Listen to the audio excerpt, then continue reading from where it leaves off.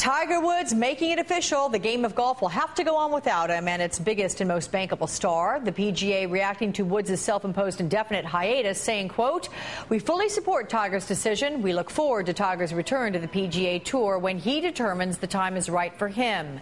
But Saturday Night Live seems to think the PGA is worried about sponsors dropping out now that Woods has. Take a look.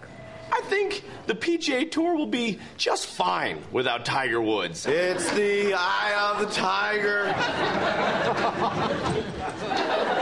Okay, look, I want to thank our newest sponsors. The Erie, Pennsylvania Chamber of Commerce, the letter Q, and Seltzer. Again, the best one, the Sesame Street letter Q. Anyway, joining me now is Jeremy Mullman, a sports marketing reporter with Advertising Age. Good morning to you again, Jeremy. Good morning, Alex. Put perspective on this. I mean, I know SNL is making fun of it, but in reality, the PGA has got to be a little bit concerned about this. To what degree? Well, enormously concerned because just in terms of dollars and cents and ratings, I mean, Tiger Woods is the biggest draw they've really ever had. Tournaments that he doesn't play in get a lot fewer eyeballs. Yeah. Let's talk about the sponsors overall, those that are sticking with him, those that are maybe leaning away. You've got Nike and EA Sports. They're saying that they're sticking with him. Now, let's note that they are sports companies. You've got AT&T and Gillette indicating, we're not so sure. Do you see a difference there? The crossover brands might not be as inclined to stay with him as opposed to those that are directly sports-oriented? Yeah, I think certainly in the case of someone like Nike, where he really is the foundation of their entire golf business, there's really not much question there. As long as he's the greatest golfer in the world and not, doing anything criminal, they're going to be inclined to stick with him, I think, and their statements have been so supportive, so you can really see that. When you look at brands like Gillette, AT&T, it's a little different. I do think in Gillette's case, they've really become pretty synonymous with him, so I think they're going to take a break with him over the next couple months and kind of see which way the wind blows, because I think all things being equal, they would probably like to stay with Tiger. But with regard to, as far as advertisers are concerned, how much does television ratings, those numbers, how does that translate into advertising dollars? I mean, is it more than, say, what it does here in a television news business? Because you've got a whole world out there with regard to golf. You've got manufacturers with sports, the goods, that sort of thing. I mean, does it make that much of a difference?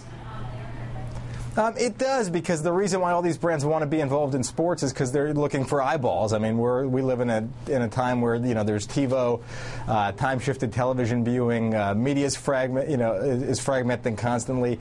So sports is one of these things where it's harder to skip it on your DVR. It's one of these things where the people who watch are very focused on it, and that's very valuable to advertisers. So there's only so many ways to reach that many people, and Tiger Woods is a very big draw. I want to look at some numbers on the pre- and post-scandal ratings on Tiger. Pre-scandal, Tiger had a 91% positive rating, which stood 4 points higher than any other athlete in the world. Post-scandal, 59% negative rating. To what degree do you think we're going to see more sponsors defect now? I think you'll probably see some defect. I think you've had, like you mentioned, AT&T. They've said basically they're reevaluating right now. Gillette has kind of taken a step back and said they're going to take a little bit of a break, and probably to see a little bit which way the wind blows and whether this subsides. I do think, though, as long as Tiger is the greatest golfer in the world, there's going to be some people that continue to use him because, I mean, they were supporting him because he was a great golfer, and that hasn't changed despite the personal issues.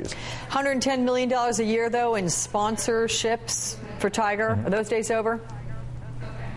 Probably. I think even the deals that he keeps, you'll see some sponsors renegotiating with him. Obviously, when he cut a lot of these deals, he was, almost sort of a saint. I mean, he was really a flawless endorser. I mean, he was, there were no personal issues at all. He was by far the biggest name in his sport, bigger than his own sport, really. And now, there's some, obviously some black marks on the resume. So I'm sure we'll see the dollar figures associated with him come down, and it may may be a while till he enlists any new sponsors. I think the people who are in for better or for worse. I don't think he's going to have a lot of appeal to someone who hasn't previously sponsored him for a little while, certainly. And you know what? There's a lot of other people from which you can choose. Anyway, Jeremy Mullman, thank you very much for joining us from Advertising Age.